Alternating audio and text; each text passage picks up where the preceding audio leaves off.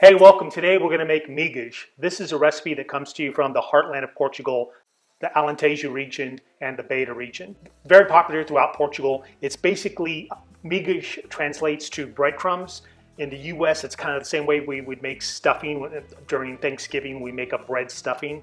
It was a way to use old stale bread.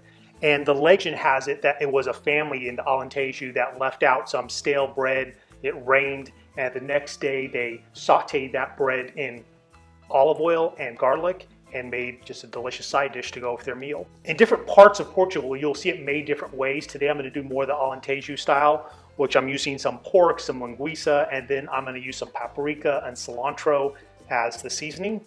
But in other areas, like in the Beira region, you'll often see it made with couves, or what we call collard greens, and a lot of times it also includes beans. So there's definitely no set recipe, and this is more, the art, whatever you kind of feel, taste as you're going along, whatever you kind of want to add to it. Sometimes you'll actually see bacalhau mixed in with it. Sometimes it's just kind of made by itself, and other times things are incorporated into the stuffing, the breadcrumb migas mixture.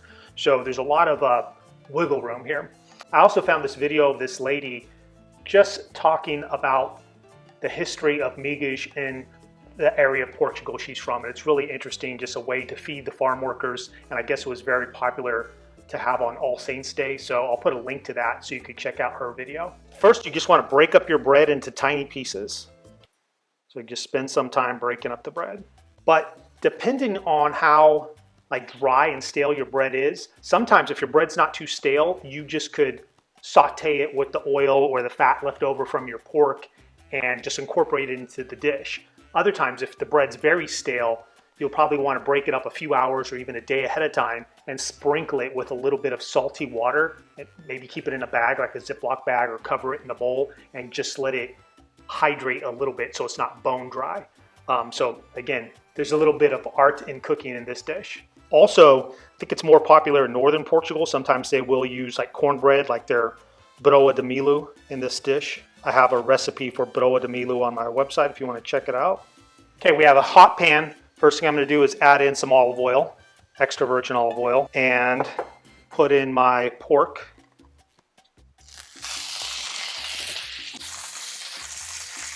Because the pork will take the longest to cook, I put that in first.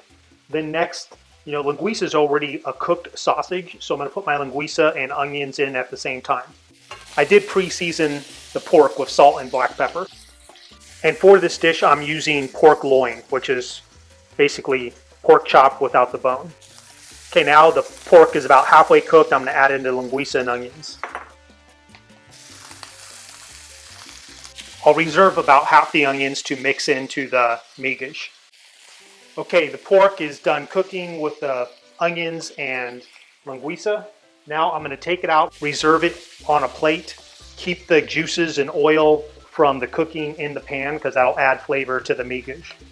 Okay, now one thing almost all migas have in common is garlic and oil, extra virgin olive oil, or pork lard. So whatever you want to go with there. So I'm going to put in some extra virgin olive oil, a liberal amount, because that's going to add a lot of flavor to the migas. Don't be shy with the extra virgin olive oil. Put in the onions. Put in our garlic. As soon as the garlic turns a little golden, mix in your migas. Oh, at this point too, I'll add a little salt and pepper to flavor that oil. Next, I'll add in some paprika.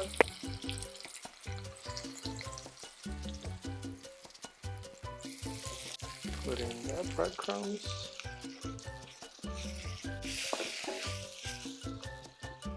I'm going to add a little bit more extra virgin olive oil. I researched quite a few recipes, so I've seen it where it's fairly wet and fairly dry. So I think just the same way for our Thanksgiving stuffing, some people like it on the drier side, some people like it really moist with a lot of chicken stock, drizzled all over it. It's kind of whatever your preference is here. I'm going to add a little bit of water to it, about a tablespoon. I'll add in 1 more tablespoon of water. Almost always I've seen it, whether it's dry or really wet, where you could almost form it into like a little cake. So that's kind of the consistency I'm looking for. I want to at least be able to form it into a shape, which this is just about there. And then, of course, like always, test for quality and see if it needs more salt, pepper. Wow, so simple but so good. Just all those flavors coming together. That is delicious. Now I'll put in the cilantro.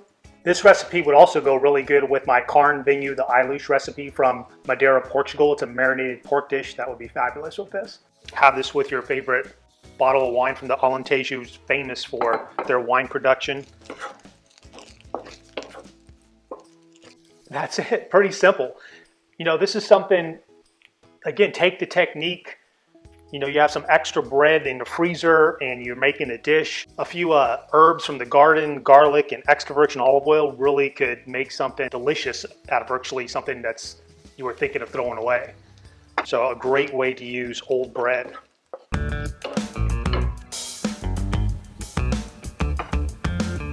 So thanks for joining me. Now you can make migas. Go cook for someone you love.